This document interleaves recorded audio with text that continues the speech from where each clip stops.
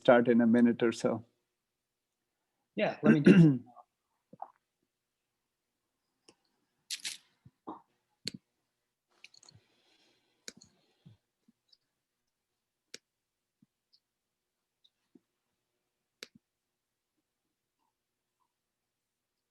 Perfect. Yeah, it's Yeah. starting up.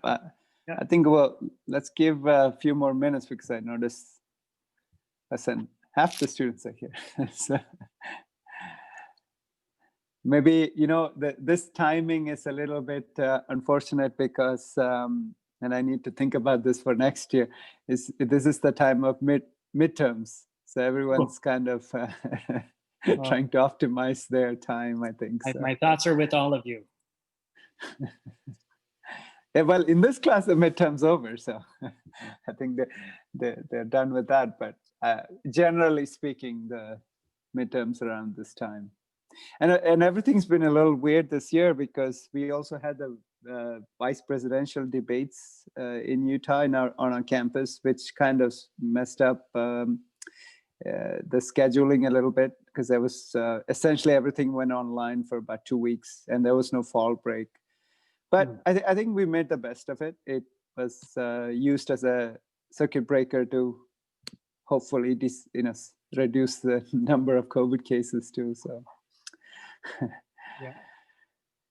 Great. Okay, I think in the interest of time, we can probably begin. So, welcome and thank you. I'm very excited to have Dave D'Angelo, who's a program officer at VentureWell. And as I mentioned to you, students in the class, VentureWell is this organization which is really chartered to enhance and connect entrepreneurs from around the country, and I assume maybe also the world. But so really, this is a fantastic opportunity because you really have a network which opens up, you know, not only technical expertise, but also business expertise from around the country, you know, from coast to coast. As Dave said, he's in Massachusetts, and I'm sure you interact with all universities across the country. So I'm sure he'll tell us a little more about it.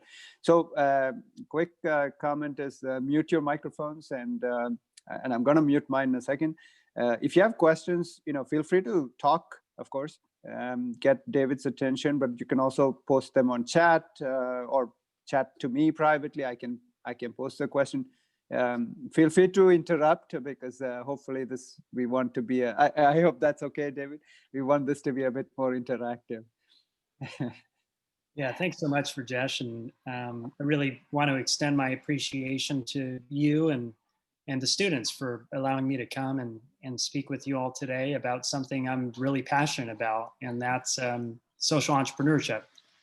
And I also want you to encourage you to interrupt me during this conversation. I'd love for this to be less of a lecture and more of a discussion. I'm interested in your ideas. I'm interested in your questions. So feel free to speak up. Your voice is valued here. And use the chat box if you have any questions along the way. I figured a good starting point for us would be to talk a little bit about my start as a social entrepreneur. And it started in Salt Lake City, Utah. I lived in Utah for 3 years, and I met Jeremy Andrus and Robert Workman while living in Utah. Jeremy Andrus was the CEO of Skullcandy Headphones and is now the CEO of Traeger Grills, which is based in Salt Lake City, Utah, in Sugar House.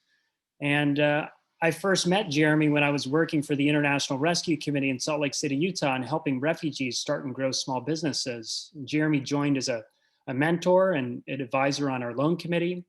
I remember first driving down to his office in Springdale when it existed there, and picking him up in my beaten up Nissan Maxima. And we went out to lunch together. We've been friends since. He's provided a lot of great advice to me over the years. He was an investor in my first business, which I'll talk a little bit about later. And Jeremy connected me to Robert Workman. Robert Workman is also a prolific entrepreneur in Salt Lake City, Utah, who started Provo Craft, And then he went on to start Goal Zero, which I think has a lot of relevancy for this class. Goal Zero being the market leader in portable power products. And he grew that startup to be the 9th fastest growing company in America, and eventually sold it to Energy for $180 million. And now runs Bare Bones Living. So he's also a very iconic entrepreneur that exists in Utah. And I think it really speaks to the power of becoming friends with people who can inspire you to take risks and try to do good in the world. Those are two really key lessons that I learned as a 23-year-old. And at the time, I knew nothing about entrepreneurship. I didn't know what an entrepreneur was, even though I had a father who was an engineer and entrepreneur. But as I started to hang around with people like Jeremy and Robert and others in the community, I quickly realized that all my friends were entrepreneurs except for me. And that's what really served as the impetus to buying a one-way ticket to Nepal and selling my Nissan Maxima for $7,500 to launch a startup that was focused on helping villagers in Nepal access sustainable energy. And I was really compelled by the problem that there were around 1 million people in Nepal who were still using kerosene lights and candles as a lighting source so that children could read at night or women could walk securely throughout their village at nighttime. And I decided to take a risk, bought that ticket, was able to raise a little bit of money. And I went over there, and about a month after I got there, the 7.9 earthquake happened, and we ended up doing a lot of disaster relief and reconstruction work, setting up over 200 medical clinics, and powering those with Goal Zero energy systems, and also the energy systems that we were manufacturing in China.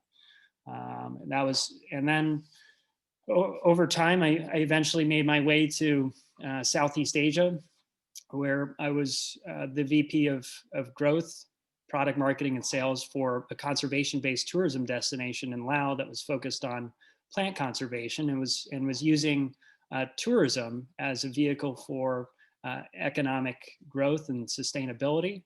It was the only botanical garden in all of Laos, in a country where 70% of plants haven't been studied. We had 50 staff, created a lot of local jobs for people, and created a lot of different experiences to help fund some of the work we were doing around sustainable agriculture and some of the botanical research that proved vital to Laos' understanding of their natural ecosystems. So, that's all to say that, when you think about, social entrepreneurs and social entrepreneurship, what should really come to mind is this focus on solving really important problems in the world, whether that be related to food insecurity, plastics and pollution, climate change, clean energy, water access, global health, sustainable materials, extreme poverty that could be addressed through microfinance or micro enterprise development, and conservation. And what really separates social entrepreneurs from non-social entrepreneurs is social entrepreneurs are typically motivated by a social purpose, a social mission, and they often have lower levels of self-interest. They're extremely compassionate individuals, and they often have a higher level of social conscious. So my main motivation in starting or joining all of these social enterprises was I wanted to do good in the world. Many of you may know the company Cotopaxi out of Salt Lake City, Utah. I've got a couple of Cotopaxi masks that I just picked up, but I met Davis Smith back in 2013 and did a lot of work with them. And, Davis has been a really great symbol of what it means to be a social entrepreneur, and thinking about how he can integrate elements of sustainability and social good into every aspect of his business model. And I think now is more important than ever to start thinking about the importance of it. So I want to talk a little bit about VentureWell as an organization and some of the activities that we're running.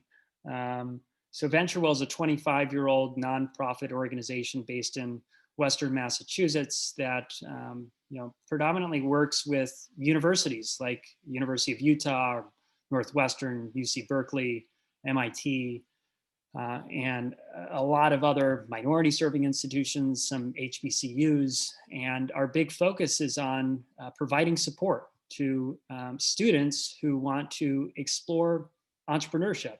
And all of the students that we support, or a greater majority of them, are engineers.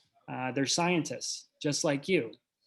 They may have some technical concepts that they are ideating or maybe prototyping in a lab, and they want assistance with figuring out ways to turn that technology into a business opportunity.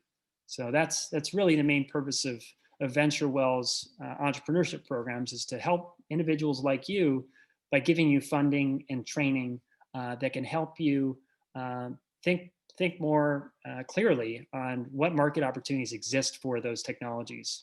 Now, we also support faculty in providing funding and training programs to help develop different entrepreneurship and innovation programs or initiatives on campus. And we have a small investment portfolio that we leverage to support some of the grantees we support in some of the earlier programs. And to date, we've given millions of dollars to student inventors and entrepreneurs. Millions have gone to faculty to transform their entrepreneurship ecosystems on campus. And we've had the chance to work with almost 10,000 students like you. And from that, we've been able to support the development of over 1,700 ventures.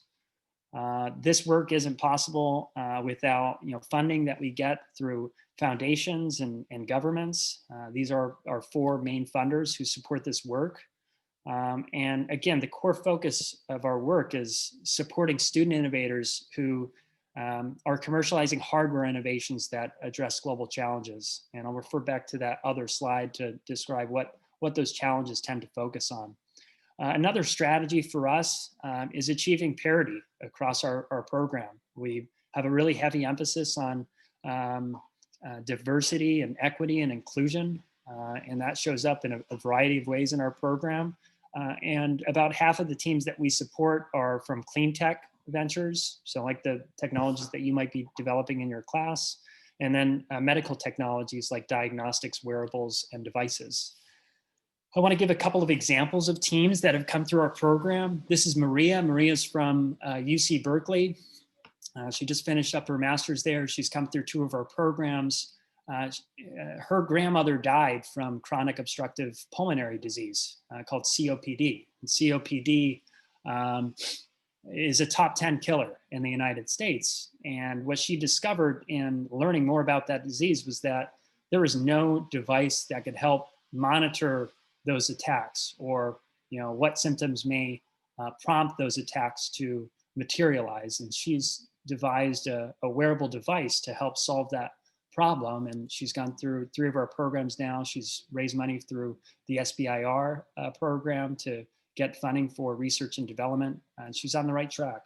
This is Adam from University of Delaware. He was a PhD student in mechanical engineering, and he connected to a couple of farmers who were running strawberry farms, and also the USDA. And when he connected to the USDA, he discovered that the USDA had a UV lighting technology that could kill pesticides. And so he put his robotics background to work and integrated that with the UV lighting innovation, and now has automated robots who patrol down these fields to kill all of the pesticides on strawberry farms and increase yields for those farmers. Here's another team that's just applied to our program called Renister Systems. They're based out of Northwestern University. Saib, he's a recent graduate of Northwestern, has a lot of undergraduate students who are working with him. He went out to Africa and witnessed in Kruger National Park the killing of the last black rhino that existed within that park.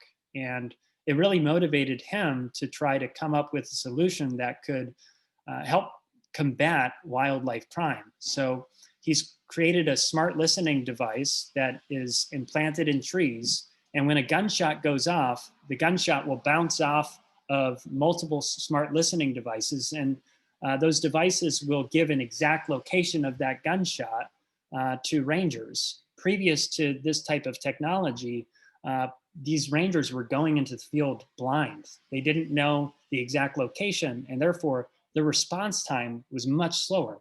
With this device, the response time is 95% faster, which will hopefully have significant implications for conservation efforts that are happening around the globe. And then two more quick ones. This is Strela Biotechnologies out of University of Pennsylvania. Katia has recently raised around $3.3 million. Mark Cuban, who's the owner of the Dallas Mavericks, is an investor. Yamaha Ventures is an investor. They put sensors into massive cold storage compartments filled with hundreds of thousands of apples. And these sensors can detect the maturity rates of those apples to help inform the managers of those facilities of what cold storage units need to be distributed and when. And that has significant implications for optimizing the supply chain and significantly reducing food loss. So they're on average saving these apple packers $1.8 million a year, which is really incredible, and we're happy to see her progress. The last one I'll say I'll talk about is Remora, and this is a project out of University of California, San Diego. And what they have developed are robots that can, aqua robots that can be sent out through waterways or ports, and it automatically picks up trash in those ports. And it has a heat mapping technology that can help to identify where there are trash hotspots. They're partnered with the Port of San Diego and the Scripps Institution of Oceanography to deploy this technology as part of a pilot. And they've raised a little more than $100,000 to carry out this work. So I just wanted to give some examples of teams that are coming through our programs and hope that serves as inspiration to you for what's possible. So the eTeams program has 3 stages of programs. All of our teams have to first go through the stage 1 program. Every year we're supporting about 50 teams for stage 1. And in that program, you get access to $5,000 of funding. And the focus of the work is on helping you to explore different market opportunities for your invention. You may be really early on, you have a prototype, you maybe have done like what's called a prior art search to determine if there are other technologies or inventions that have been filed through the USPTO, which is the governing body for patents. You may have done like a competitive analysis to determine, hey, this technology is differentiated. You may have conducted some customer discovery and talked to some customers who could potentially be users of this technology to validate that this is something the market needs. Well, if you've done those things, or even if you're a little earlier, now would be a great time for you to engage in that stage 1 program. A lot of teams use that money for technology development or more customer discovery. And you get to network with other teams from around the country. And I think the peer-to-peer engagement that materializes in this program is really a big value add. You get to network with extremely motivated and socially conscious students who have a willingness and desire to change the world. And there's something really inspiring about being a part of that community. And I'd certainly encourage you to consider becoming a part of that community through an application for that stage 1. And if you get through stage 1 and you have a desire to go to some of these later stage programs, the material that we deliver is a little more advanced. We may talk on partnerships and pricing and costs and negotiation and intellectual property and founders agreements. And then you get more money to fund R&D, research and development. And you can also pay yourself some money too, so that you can commit more time to this project to help accelerate the progress that you make. And then there's a subset of teams who get into our stage 3 investment readiness program, which is really focused on preparing teams to make that transition from raising grant money to raising institutional investment from angels or VC funds, which some of you eventually may consider. And if you do, you really don't want to go blind into that experience. And our objective is to help bring to surface all of the different elements that investors are going to consider when determining if they want to invest in your company. So again, this is just a description of where teams usually sit in terms of their development stage when they come to us. For stage one, you're at that invention stage. You might have a basic understanding of what value you can provide to customers. When you get to stage two, you're much more focused on developing out the business model and using customer discovery as a tool for validating if you have the right business model to achieve market traction. And then that stage three is when you're really formalizing as a venture. You're taking a serious look at different partnerships that can play a pivotal role in getting you to market. And you're preparing for your first initial sales or regulatory clearance that will enable you to start selling. David, I had a quick question on the last slide, Yep. and maybe a comment. So first of all, we actually covered the business model canvas in a lecture last week. So I just want to point that out to the students. You can see the customer validation that David's talking about in the propel phase is extremely important. So I just wanted to point that out. The second question I had was, do you mind going through just one of the example companies that you mentioned and what they actually did, so we can envision like really what, like on a practical basis, what happens? I'm just trying to visualize. Yeah, like what you are can take a simple example. What are the characteristics of the successful teams?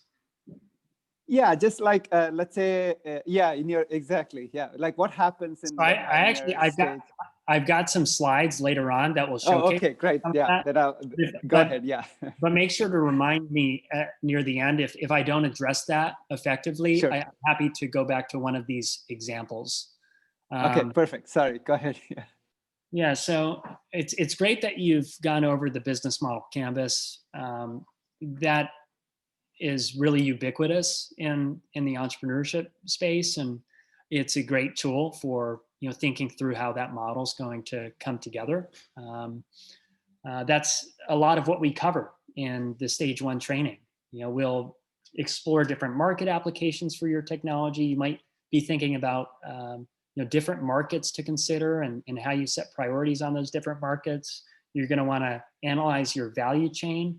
So determining, what are the system manufacturers, who are the users, the influencers. You're trying to get a real good understanding of the landscape in general and who's going to play a pivotal role in helping you get the materials you need to establish that product and eventually deliver that product to a customer. And then we do a competitive analysis as well, where we really want you to focus on quantifying some of the performance metrics. So if you're in energy and you're a goal zero, battery storage might matter, charging speed might matter, durability might matter, life cycle on those batteries might matter, and you can quantify all of those metrics and then compare those against a bunch of other competitors to determine where you may fall short and where you have competitive advantages. And you can use that analysis to inform some of your product development. And you can also use it to inform how you conduct customer interviews, because you want to validate that your strengths really matter to the consumer. And those strengths are addressing clear pain points that are unaddressed by some of the market entrants. We do a lot of work on value propositions. So, that is tied to competitive analysis in the sense that it requires a deep understanding of quantified performance metrics. We also try to help you understand what's the economic incentive that customers have for engaging with your company and your products. And then who are all the influencers that may impact decision-making as consumers consider a product purchase. We go over basics around customer discovery, sustainability. We teach you a performance management system called the OKRs, which is Objectives and Key Results. to help you really establish some clarity around some of the key milestones related to IP and customer and technology development and operations, because focus is just so important for startups. There's a million things to focus on, but we want you to focus on the 9 to 12 things that really help get you to that next level of development, which is why performance management is so critical at this stage. And then we also teach you on how to incorporate a business, how to establish an intellectual property strategy, whether that be conducting a prior art search or filing a provisional or non-provisional patent, and eventually filing utility patents, and then fundraising and the different options there are for raising funds. So we usually do this in the beginning of our workshops. That slides into storytelling breakouts where we're all going to tell stories of our own experiences that will be related to pre-work that we have put together related to entrepreneurial mindset and inclusive team dynamics. We have you do a lot of exercises that are backed by exercise guides and a workbook that has templates for each one of these lectures. So you have these strategic tools that you can use to think through different aspects of your business model. And we do a lot of breakout groups where you get the chance to connect with each other and share some of the work product that you've created in those exercises. And you get input from all of these other teams, but also from workshop facilitators who have expertise in investments or entrepreneurship. And then we also bring in a lot of office hour experts in a virtual environment. And you get the chance to engage with entrepreneurs and executives, people like Jeremy Anderson, Robert Workman, who come and spend time helping you think through some of the strategic issues. So we really try to have variability in learning experiences to make sure that you are seeing things from different angles and have the chance to reflect thoughtfully on some of those aspects. So every year, sorry, Dave, I had a quick question. So when you say the workshop, is it organized as a class over a certain period of time? Like, how does it work? Or is it every day for a couple of weeks? Or is it? Oh yeah, this like, is what's just the actual? a 5-day virtual workshop for now. Okay, great. So once a team is selected into the first stage, for instance, you will organize this workshop for a cohort of teams. Exactly. So and it's all virtual, I assume? It's all virtual for now. We need to prioritize the safety of all of our students and staff. So if you were to apply for the October 7th deadline, you would learn about if you were accepted by November 20th. And then once you're accepted, you're onboarded and you eventually attend a workshop that's going to be held the second week of January. So that's like a typical timeline. It's usually like three months. Next deadline will be February 3rd. I'm going to talk a little bit about what we like to see in some of these applications, what makes teams successful when they apply. And I guess just to clarify, the only thing that students have to pay is their own sweat and time in terms of investment. Yeah, it's just time to put together an application. Yeah, so this is extremely important. So to understand. So what you guys are doing, Dave, is an amazing service to the entrepreneurial community in the country. So thank you. I want the students and everyone to really appreciate it. So really, you're not taking money to do this. You're actually really trying to do good. So. Yeah, we're just giving money to you, and we don't take any ownership over your technology. Your technology is yours. Yeah. And we even provide advice on how to maintain control over that technology so that you don't have to give up any ownership too early. So a couple of things that really set teams apart. The teams that get accepted into our program usually either conduct a prior art search or file for a provisional patent. Prior art search is something you can conduct on yourself. You can go on Google Patents, for example, and look up keywords that are related to the technology that you're developing to determine if there are other technologies that are similar to yours. And eventually you may want to engage a law firm, which may be available to you for free at the University of Utah to support you in determining that you can establish defensibility with this technology. You don't need like a really massive working prototype in order to to get started with this. Even if it's just a basic concept in your mind and you've done some simple data analysis and you have some research papers to back up these claims, that could be sufficient in helping you be competitive. The second is around really telling a story around a go-to-market strategy and the market size. So there are a lot of teams that may talk about like a really massive market, which is known in business as a total addressable market. But we also like you to do what's called a bottoms up approach to market sizing. And that would be, I'll give an example.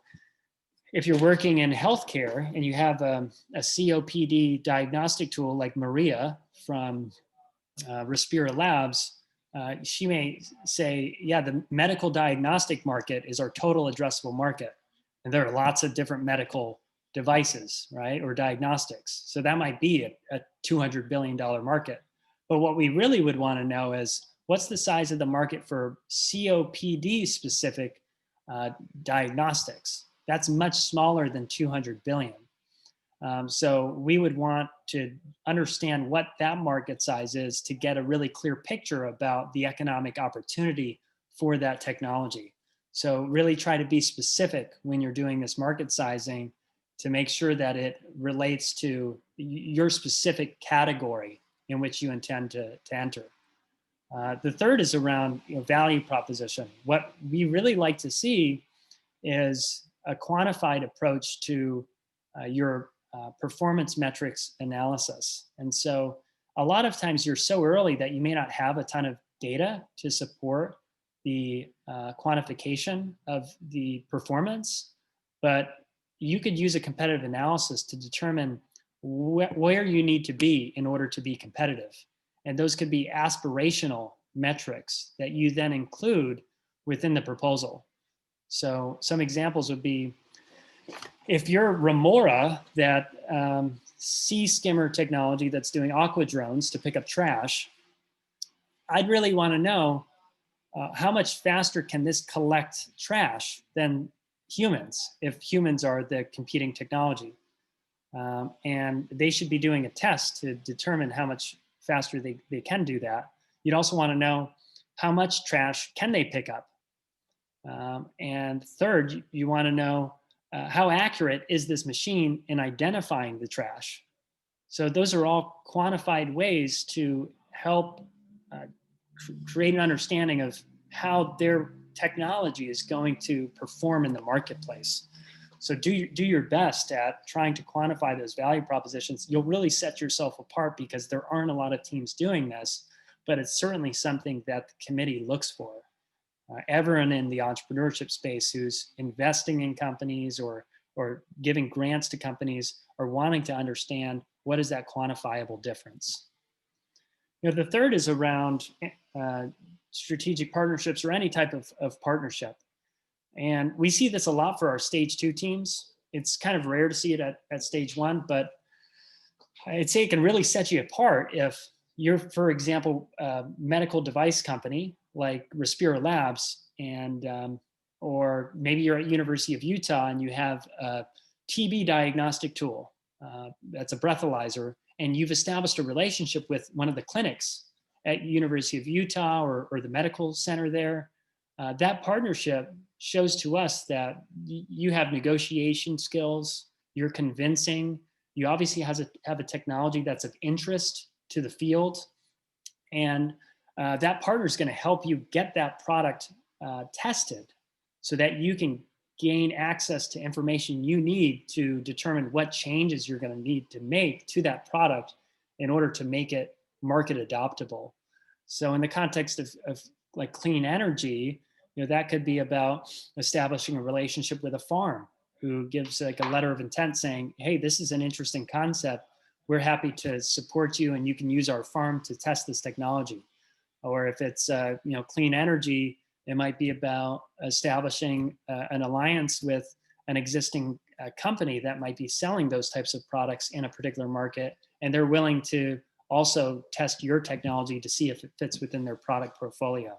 So try to find a partnership that can showcase validation And it will also, in the process, enhance your credibility and your influence. And that'll be pivotal in the long term to helping you be successful. The next point I'll bring on is demonstrating an understanding of pricing and revenue streams.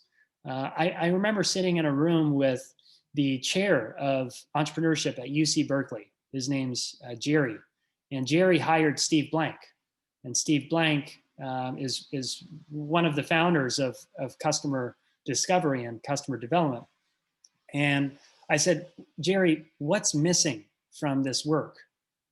Obviously, there are certain things in entrepreneurship that you should cover earlier, which aren't really a focus point for the business model canvas. And he immediately said, unit economics are often underutilized as a strategic tool by entrepreneur teams, and that's really the first thing that they should look at. So, what are the costs that it's going to take to make this? If I look at the market, how are competitors pricing their technologies? And based on that market and our costs, how can we price our offering to be competitive in that marketplace, whether that be compared against some of the existing competitors, or maybe compared to the amount of money that we could save them if they adopt this solution, which would be a value-based pricing approach. I'll give you one quick example, and that's of a company called AquaQuant Laboratories, and they're doing direct cooling immersion for data centers. And they've got a really interesting value proposition in that they're increasing the computational performance of data centers by 3x, while decreasing energy costs by over 40%. And so for them, cost-based pricing doesn't really make a lot of sense because they're saving 40% on energy for those companies while also increasing their performance. From a competition perspective, that's a little obsolete as well because there are no existing firms that can increase computational performance to that level. And there are also no firms that can decrease energy costs by that amount while increasing performance. So they're going to take a value-based approach to pricing based on those energy savings and take a percentage of those savings every month, which will be the first subscription model implemented within that industry. And so what we really want to understand is what is the quality of thought that you've put into a pricing strategy? Has it considerations for your cost, your competition, the amount of money you can save that customer, or the amount of performance that you can enhance for that customer? So think through that as you're putting this together and try to come up with some hard figures and realize this is obviously subject to change. Nothing is definitive. You're so early on that there's going to be iterations in the model, and that's okay. The goal here is to try and to think hard about how you can put something together that would be viable in the market. The next is getting an excellent letter of support. The teams that are successful, they often get letters of support from potential users or customers. They may get a letter from a partner like a farm indicating support for the novelty of the technology, the market opportunity, or the capabilities of the team. And you can obviously rely on your university. You may have like a faculty advisor or maybe the Department of Entrepreneurship or Engineering that wants to support you with the letter and offer up resources. We see a lot of letters from the university, but this gives you a lot of credibility in that application process. And as part of the application, you'll submit 1 to 3 of these letters. And then forming a strong team. You're going to need 2 active students involved in the team. A faculty advisor will support the project. They're not going to be a co-founder in the project, but they're going to offer advisory support as you bring that project forward.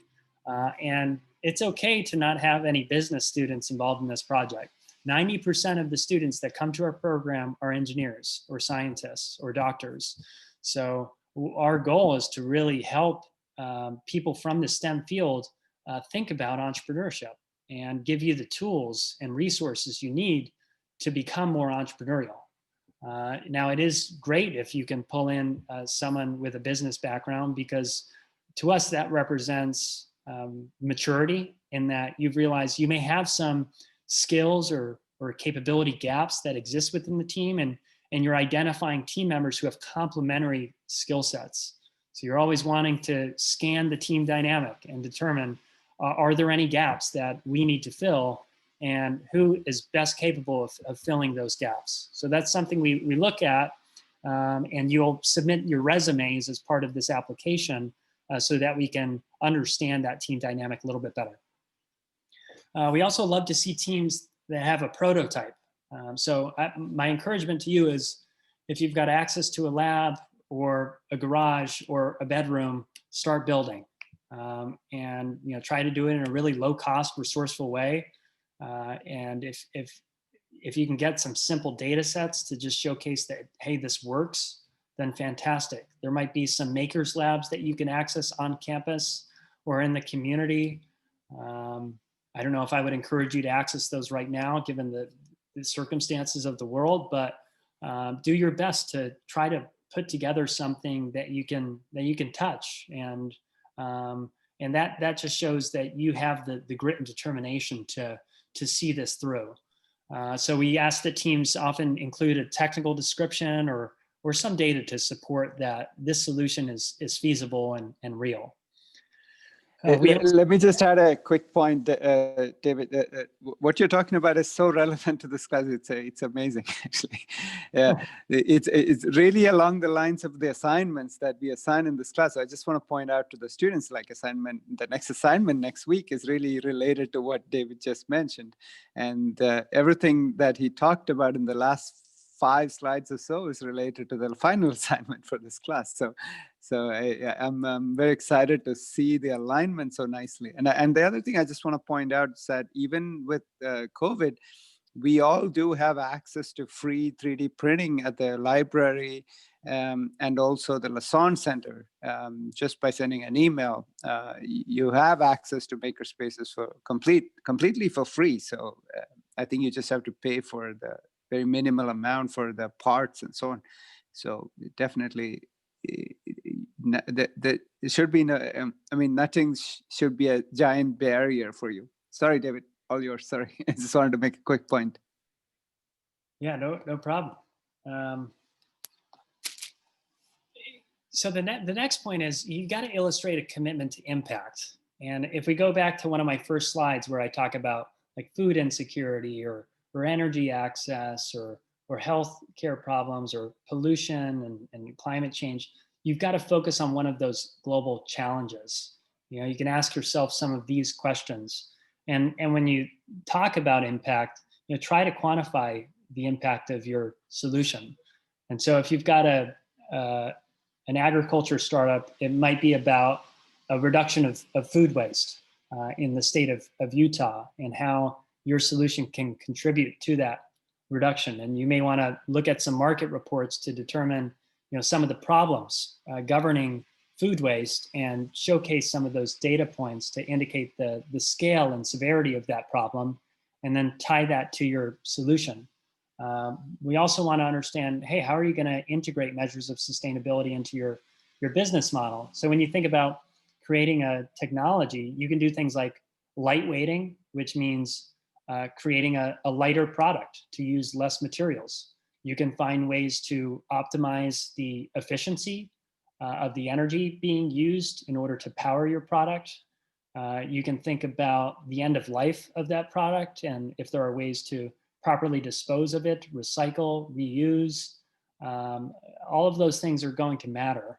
And you want to view sustainability from the start to the finish of your project, and try to incorporate features of sustainability throughout it, because sustainability can't be pursued in a singular fashion. It's got to be systems-based. So take that systems-based approach when considering how you can integrate sustainability. And then we have a really hard emphasis on hardware innovation. So, for you, that's energy systems, sensors, robots, green chemistry, sustainable materials, 3D printing.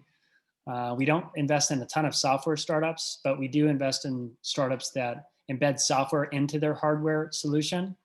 And as indicated, about 90% of our portfolio has been focused on hardware. Another thing we love to see is showcase your traction. If you've formed partnerships, you've won other grants, you've won competition prize money, you've participated in incubators or accelerators on campus or off campus, you've built an advisory board, a prototype, you've conducted 50 interviews, you've built a team. All of those are indicative of your commitment to commercialization.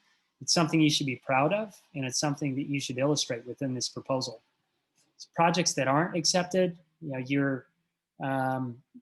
you're not clearly articulating an impact focus, if it's a pure research project with no aim to commercialize it, if it doesn't have a strong technical invention or innovation, and projects that don't have any student involvement are also disqualified. It can't be a faculty-driven project. It's got to be driven by the student team.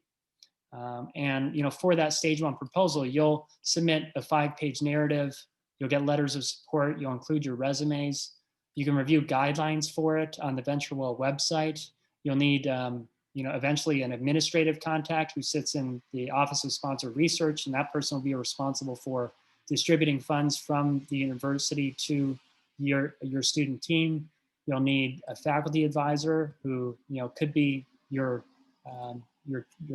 instructor, and then you'll need a sign off from the department chair just saying this person is in support of the student's project.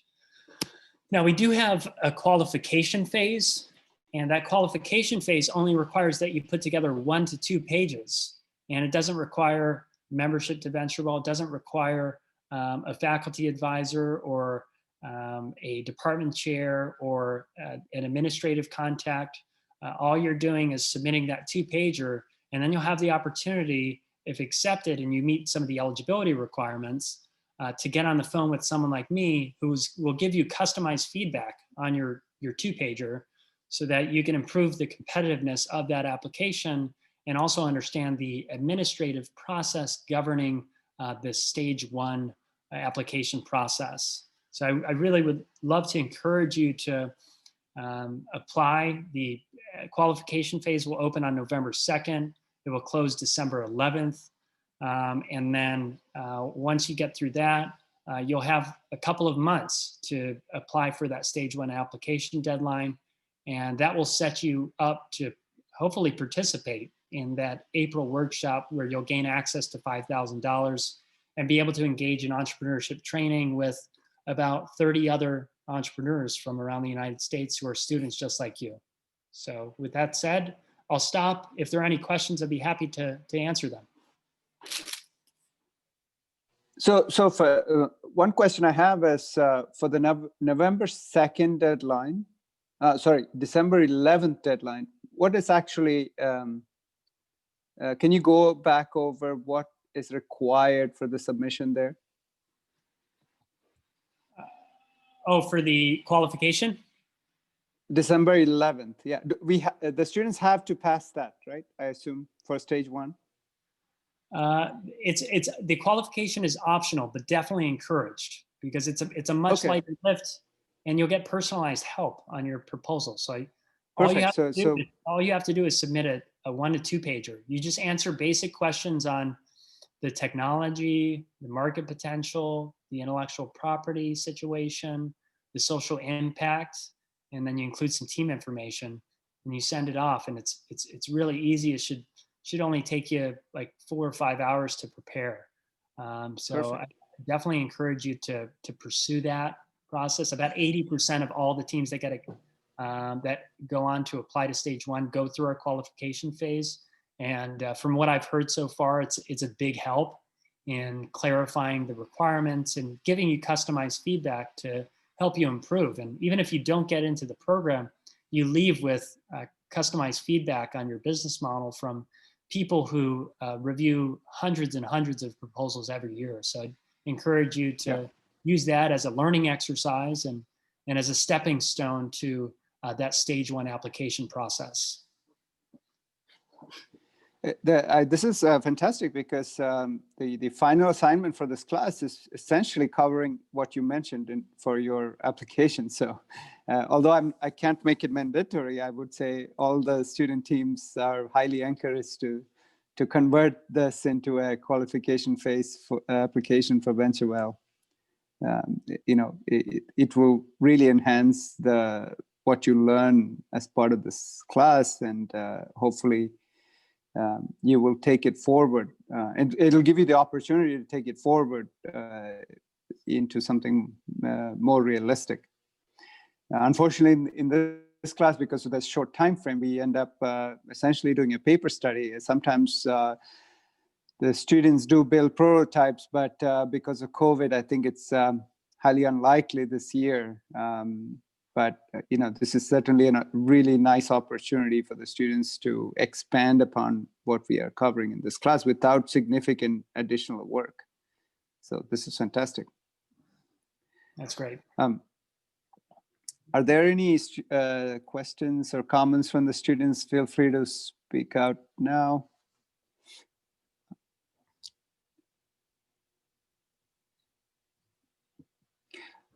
I had a quick question for you. You mentioned when you went to Nepal after the earthquake happened, you mentioned you deployed systems for disaster relief. This particular scenario is of great interest to many of our student teams, because many of the technologies they're developing have potential applications in such scenarios. Can you go into a little more detail about exactly what you did? Like, how did you build it in China? I mean, what did you do? Can you talk a little bit about your experience? Yeah, I remember a couple weeks after the earthquake, I bought a ticket to Shenzhen, China. But did you plan it this way, or this is something you pivoted once you were there?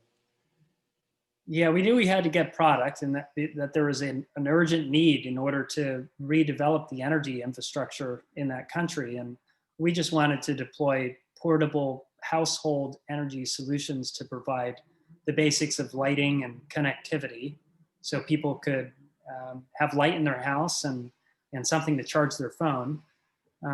And so I went on Alibaba.com, and I found a bunch of different suppliers or manufacturers of different battery banks and solar panels and LED lights, and bought a ticket to Shenzhen and went by myself, and would get picked up by random cars outside of my Shenzhen hotel, and brought 3 hours outside of Shenzhen, and I'd be in this village and realized very quickly that the pictures that they had online of their manufacturing facility were nothing like the facility itself.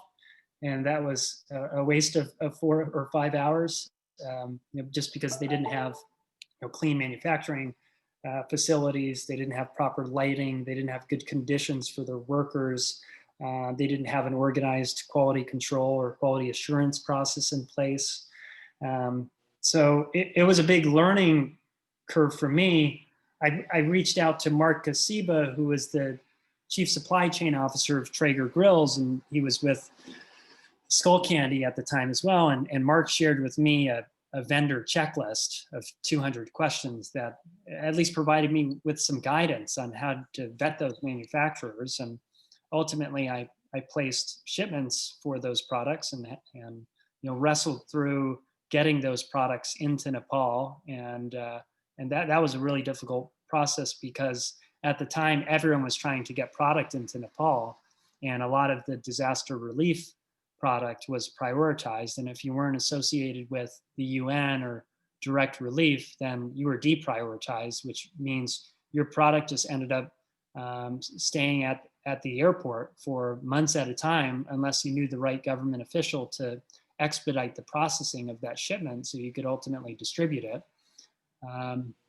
Another challenge was there was a supply chain crisis when I was there that lasted 8 months. We had very little petrol across the country, which means gasoline was being sold in the black market, and it was 8 times more expensive to buy in the black market. We didn't buy in the black market, so we waited it out and tried to establish some strategic alliances with companies that had exclusive access to petrol, so that we could leverage that exclusivity that they had in order to get our product into certain markets. So it was really challenging to operate in that type of environment. But there has to be a heavy reliance on in-country partners who've been working there for a long time, who know the local communities, who've established trust with those communities. And you've just got to position your product in a way that is complementary to the service or products that are being delivered by that strategic partner in order to get buy-in. And that's what we did. We ended up working with Goal Zero and Bare Bones Living on shelters, and One Heart Worldwide, which was setting up these medical clinics in conjunction with the health department, and finding a way to position ourselves as complementary within that ecosystem of partners enabled us to have access to the distribution we needed in order to carry out the work. Right. You raise a very interesting point in terms of aligning the strategic interests. So people are essentially rowing in the same direction. This is very critical. I can also reiterate to that you just mentioned in terms of having the right partner in-house whose interests are aligned with what you want to accomplish. Yeah, I mean, it helps so much. And that's something we try to get most of our teams to do. It's like, hey, you need to bring something to the table that's unique. And if you're trying to establish a strategic alliance, what you're offering has to be complementary and have an enhancing effect that builds their credibility and builds their reach or builds their performance. So we're always looking for ways to have student teams think about that angle, because it helps to get products to market faster. And when you're doing a startup, speed matters a lot. And so we're always trying to say, how can we get this in the field and tested soon? Because that feedback is going to be critical. Now we have to do the customer discovery work in order to de-risk the business before we develop a product and deploy it. But we want to just develop a minimum viable product, and put it in the field and use that user testing to inform what improvements we're going to make in order to get it to a point of performance that warrants adoption in the marketplace. So it's a lot of back and forth and just trying to think through, how can I do this in the most resource efficient way? And when you're doing that customer discovery, trying to identify lots of different patterns that emerge in the data and the narratives to help guide the direction of your company. So, and that's about product strategy. And that's something I encourage all students to think about, is living at this nexus of business strategy and technology, and marketing, because those are the three areas where you need to really hone in on in order to eventually achieve product market fit for your technology. Yeah, this is really insightful. I would just emphasize that this sort of intuition really comes from having the battle scars of having made mistakes and so on, which I'm sure, I mean, I've personally done it, so I'm sure you have too, but it also reiterates the point of the feedback. So doing the qualification phase and having someone like David and other people who have gone through the battle look at your plan and give you really intuitive, or I would say relevant feedback is will save you thousands of dollars and months of time. So yeah, and I've certainly failed a lot in my career, but I will say this: failure is learning, and if you're not failing, you're not learning. Your job is not to necessarily fail less, but it's to fail within circumstances that aren't catastrophic to the work. And so try to have a lot of small failures, but don't make a monumental failure that could result in having to close your project or business, or lose relationships. So it takes a lot of strategy, and it's a real emotional game, right? And a lot of entrepreneurs don't talk as much about it, but it's really hard and emotionally draining at times to be embedded in such an extreme amount of uncertainty. But if you believe in the work that you're doing and you're doing it with people who inspire you and who you can trust and feel safe around and vulnerable with, then I think that's really half the battle. The other is just being compassionate and curious and creative as you go out and try to change the world, which all of you are in a position to do. Yeah, fantastic. I have another, maybe also a little more practical question. Can you walk us through an example of a fundraising that one of your successful companies did?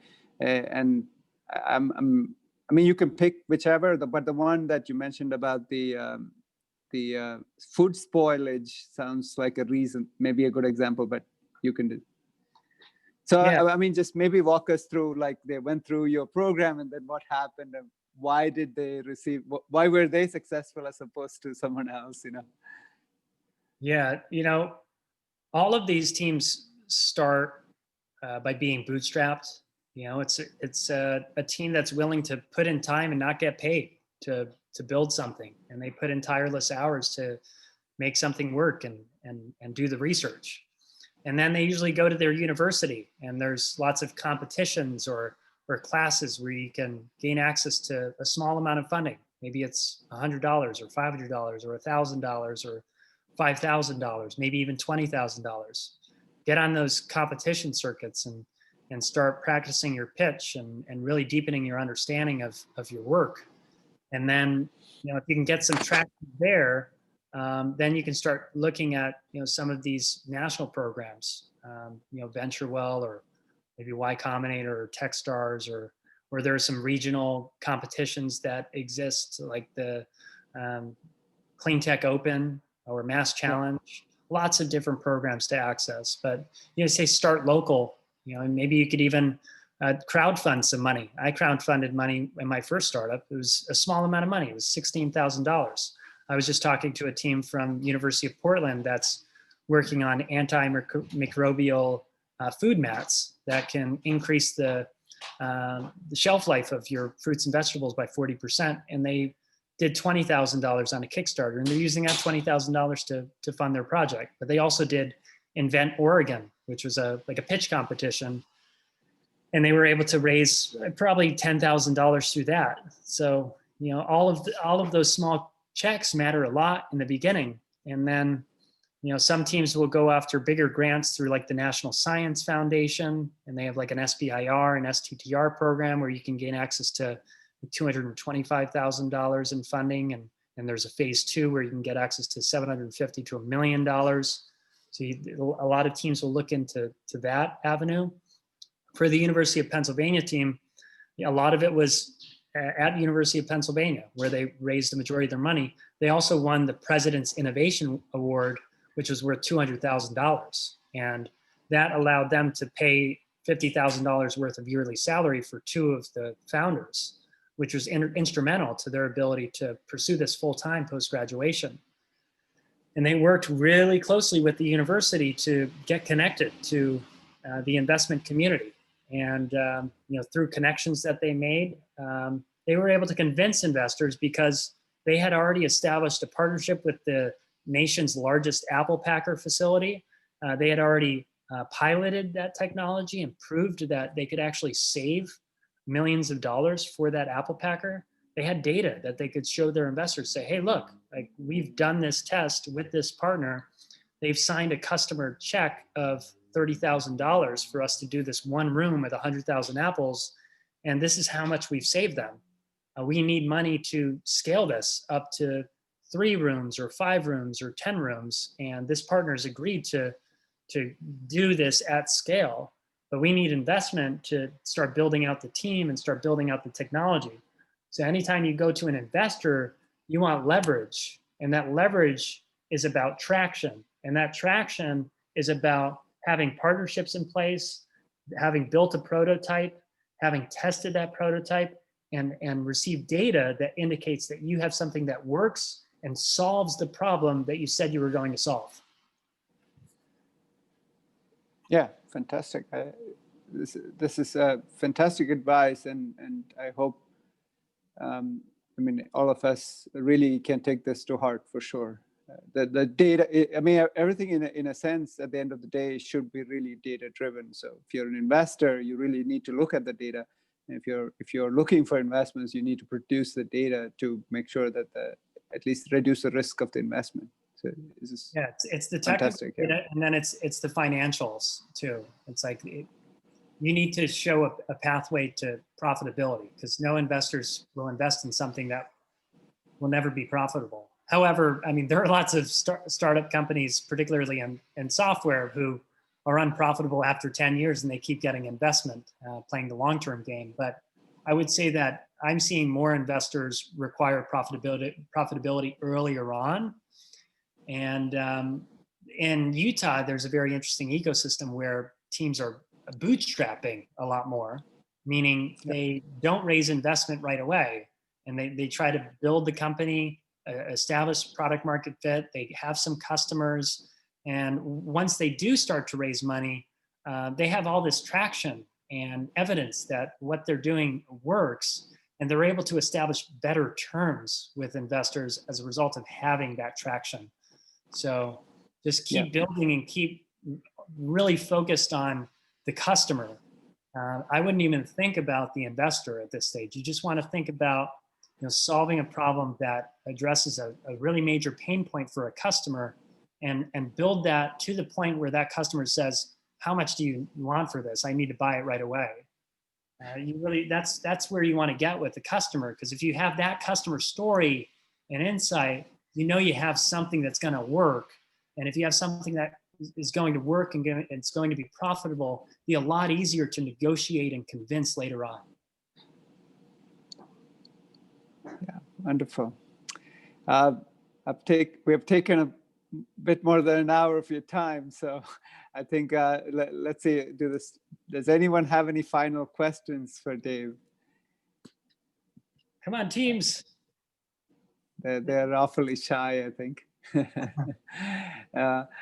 But I have to say I'm very appreciative of the time that you spend with us, and it's to me this has been. Just your experience is very inspirational. So hopefully the students really see your journey and see themselves in your journey, hopefully in the future, and really take advantage of, again, about the resources that you presented. Now I have recorded this Zoom meeting, and I will post it, assuming it's okay with you, David. And David's email is there. So he said, feel free to reach out to him. Again, and if you don't have his email, reach out to me. I'm on, obviously we're all on Slack, and I'm more than happy to connect you to David. So really take advantage of people like David who are trying to, really, I would say, seed this ecosystem around the country. I mean, we are in Utah, but, we really don't need to think just from the state perspective. And this is really most of these things that we're working on are global problems. I mean, and there are resources around the world. Anyway, I wanted to. I'm very grateful for your time, and thank you again, David. Really appreciate it. I will post the slides you presented to the class website, and thank you again. If there are any future questions, feel free to send me or relate directly to David. If you send me, I'm happy to forward them on. Thanks so much, everyone. I really appreciate you for inviting me, and look forward to being in touch. Thank you, and stay safe, everyone. Take care.